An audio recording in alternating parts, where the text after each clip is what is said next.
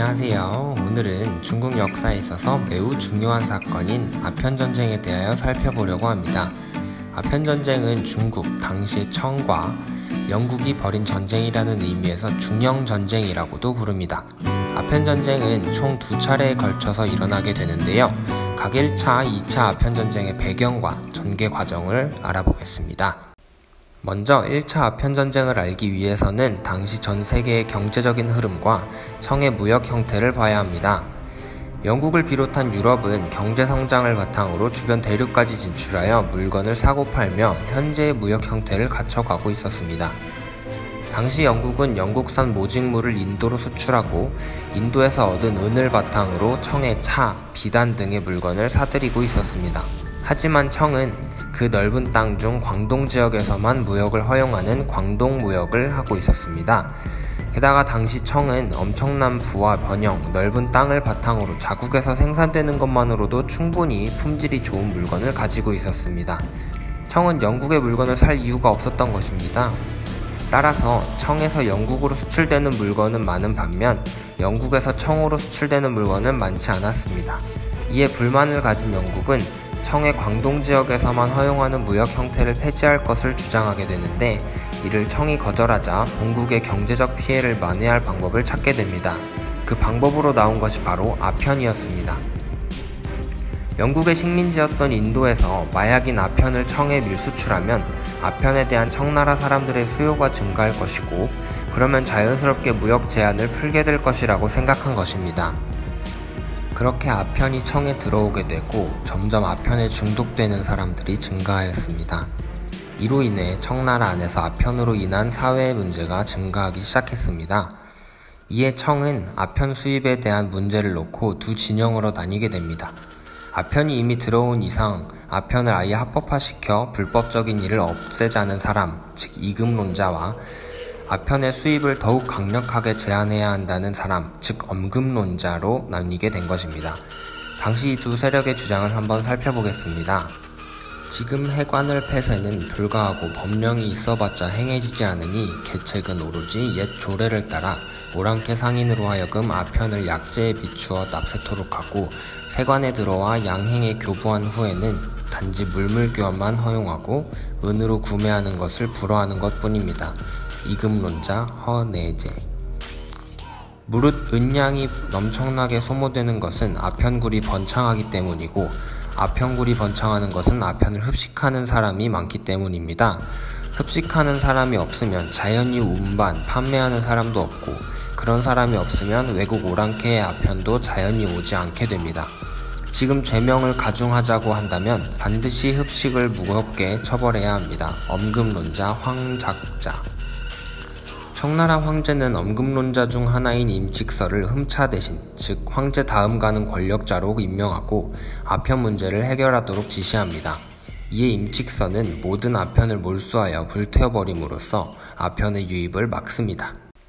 이에 화가 난 영국이 1840년 군대를 이끌고 와서 충돌이 일어나게 되는데 이것이 1차 아편전쟁의 시작입니다. 계속된 청의 패배로 황제는 임칙서를 끌어내리고 기선이라는 사람을 흠차 대신으로 삼고 타협을 시도합니다.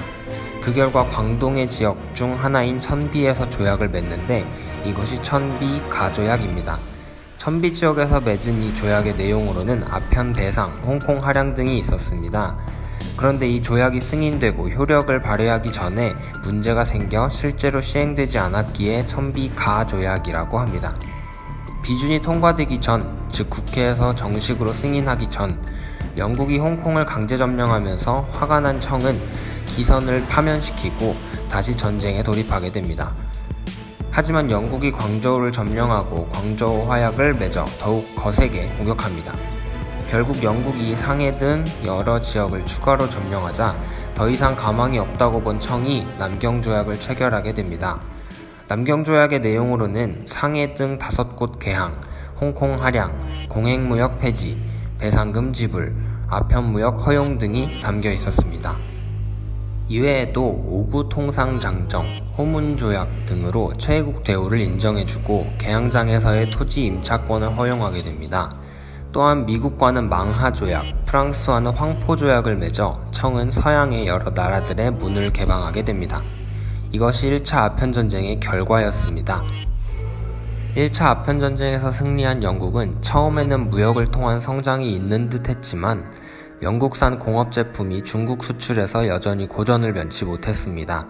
오히려 값싸고 질 좋은 중국산 면포와의 경쟁에서 패하게 된 것입니다. 게다가 항구는 개방했지만 내륙지역은 개방되지 않아 제한이 있었습니다.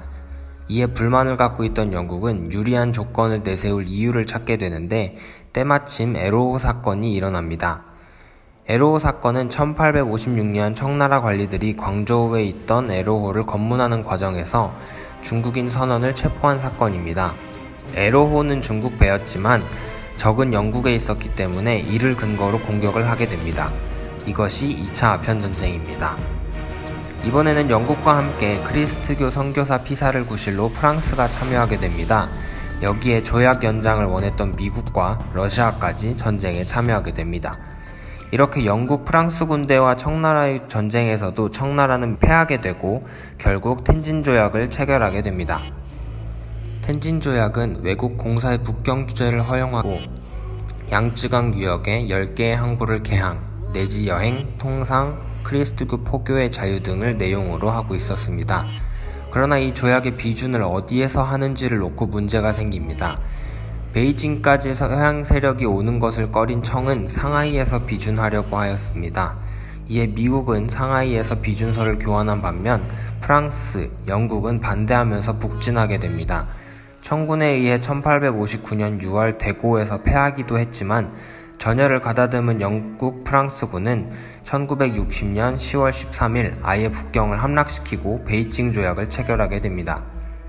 베이징 조약은 텐진 조약의 내용에 더해서 러시아에게 조약 체결에 도움을 준 대가로 청의 연해주 지역 할양, 중국인 노동자의 이민 허용, 텐진 개항 등이 추가되었습니다. 두 차례에 걸친 아편전쟁은 중국이 세계 제1이라는 중화주의의 붕괴를 가져오게 되고 중국이 세계 자본주의 체제에 편입되어 반식민지화되었으며 서양 문물에 대한 중국의 관심 증가로 이후 근대화 운동인 양모운동의 사상적 기반이 되었습니다. 지금까지 중국 근대사의 시작인 아편전쟁에 대하여 살펴보았습니다. 이해가 되셨나요? 오늘 배운 내용을 다시 한번 간단하게 정리해 보겠습니다.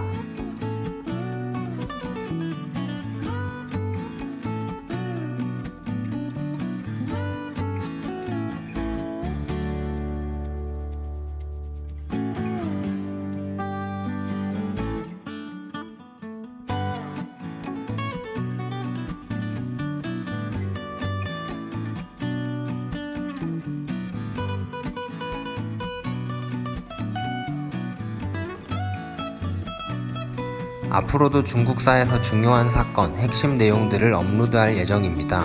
한국사뿐 아니라 중국사 그리고 서양사까지 역사에 대한 많은 관심 부탁드립니다. 감사합니다.